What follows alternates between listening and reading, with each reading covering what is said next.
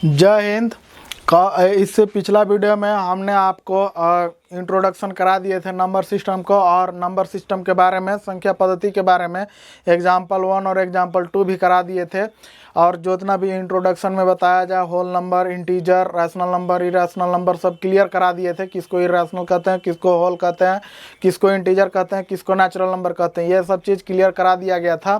तो आज हम लोग पर्सनली 1.1 लेके आ गए हैं, 9वां क्लास का, कक्षा मैथ का, कक्षा 9वां का सब्जेक्ट विषय मैथ का पर्सनली 1.1 लेके आ गए हैं। तो इसमें पहला क्वेश्चन का है, तो इसमें पहला क्वेश्चन है, इस जीरो, क्या जीरो एक परिमेय संख्या है?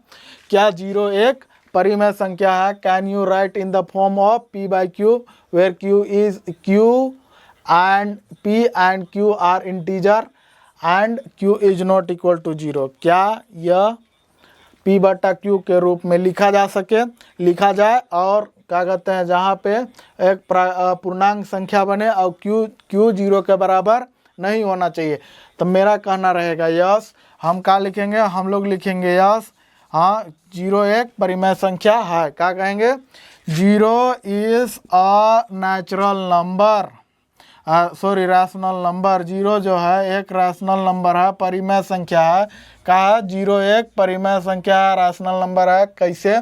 तो देखिए, 0 को हम क्या कहते हैं, 0 को हम इस तरह से लिख सकते हैं ना, 0/1, 0/5, 0/6, 0/6, इस रूप में तो हम लोग लिख सकते हैं। जहाँ क्या हो रहा है, q का जो वैल्यू है 0 नहीं रह रहा है। क्या नहीं रह रहा है? q का जो वैल्यू रह रहा है 0 नहीं रह रहा है। इसको अल्टीमेटली अगर हम डिवाइड करेंगे तो हम लोग का आंसर मिलेगा 0। क्या मिलेगा? आंसर मिलेगा 0। लेकिन 0/0 को अगर हम लोग करेंगे तो ये डिवाइड नहीं हो जाएगा, ये अनडिफाइंड हो जाएगा। क्या हो जाएगा? अनडिफाइंड हो जाएगा, है ना। तो इसका डेसिमल में कुछ ना कुछ वैल्यू आएगा ही आएगा। क्या करेगा? वैल्यू आएगा ही आएगा, है ना। तो 0 आएगा। क्या आएगा? 0 ही आएगा, है ना। तो ये क्या हो जाएगा? एक रैशनल नंबर है। p/q को हम 0 के p/q के रूप में हम लोग 0 को लिख सकते हैं, है कि नहीं। तो ये हो गया क्वेश्चन नंबर 1। क्वेश्चन नंबर 2 यहाँ तक समझ में आ गया, तो इसको वीडियो को पॉज करके स्क्रीनशॉट ले लीजिए। हम क्वेश्चन नंबर दूसरा बता रहे हैं। क्या कर रहे हैं?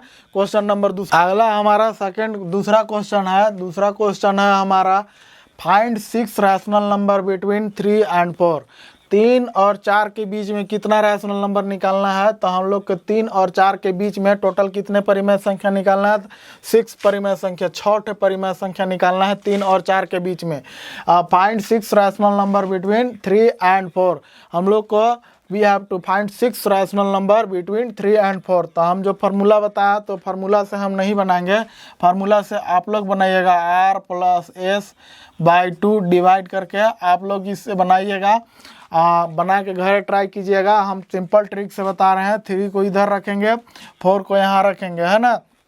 By multiplying and dividing by same number का हमको लोग को 6 निकालना है। बाय मल्टीप्लाइंग एंड डिवाइडिंग 7/7, है ना। कहा कि 6 निकालना है, तो उससे हमको 1 बढ़ के जाना होगा। तो 7/7 हो गया। यहाँ भी 7/7 हो गया। समझ में आया? 7 3 जा 21, कितना होता है? 21/7 हो जाएगा। और यहाँ 28/7। अभी दोनों का डिनोमिनेटर सेम हो गया। क्या हो गया?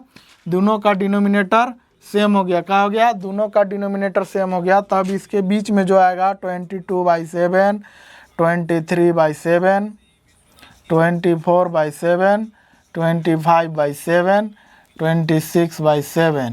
तो कितना रैशनल नंबर? 27/7। तो ये आपका 1 2 3 4 5 6 रैशनल नंबर निकल गया। कितना रैशनल नंबर निकल गया? 6 रैशनल नंबर निकल गया। किसके? 3 और 4 के बीच में। किसके बीच में? 3 और 4 के बीच में 6 रैशनल नंबर निकल गया। कितना रैशनल नंबर निकल गया? 6 रैशनल नंबर निकल गया। तो इस तरह से ट्रिक से आप लोग फट से निकाल सकते हैं। इसका अगला क्वेश्चन हम लोग देखते हैं, क्वेश्चन नंबर 3। कितना? Question number 3। तो यहाँ तक समझ में आ गया, तो वीडियो को पॉज करके स्क्रीनशॉट ले लीजिए। हम लोग क्वेश्चन नंबर 3 की ओर चलते हैं। अगला क्वेश्चन नंबर 3 का है। क्वेश्चन नंबर 3 क्वेश्चन नंबर 3 में लिखा हुआ है फाइंड 5 रैशनल नंबर। यहाँ पे कितना रैशनल नंबर निकालना है? तो 5 रैशनल नंबर, 5 परिमेय संख्या निकालना है 3/5 और 4/5 के रूप। 3/5 और 4/5 के बीच में कितना परिमेय संख्या निकालना है, तो हम लोग को 5 परिमेय संख्या निकालना है, 5 रैशनल नंबर निकालना है ना। तो इसका भी वही फार्मूला होता है, लेकिन हम बनाएंगे ट्रिक से। कैसे बनाएंगे? ट्रिक से बनाएंगे, है ना। द ट्रिक है कि मान लीजिए कि 3/5 हम यहाँ रख देंगे और 4/5 को हम यहाँ बीच दूसरा तरफ रखेंगे ना। तो हम लोग क्या करेंगे, सेम नंबर से क्या कर देंगे, यहाँ पे सेम नंबर से मल्टीप्लाई और डिवाइड कर देंगे। क्या कर देंगे? सेम नंबर से मल्टीप्लाई और डिवाइड करेंगे। क्या करेंगे? सेम नंबर से मल्टीप्लाई और डिवाइड। तो मान लो कि हम लोग का 5 रैशनल नंबर निकालना है, तो 6/6 कर देंगे। यहाँ भी क्या कर देंगे? 6/6 कर देंगे।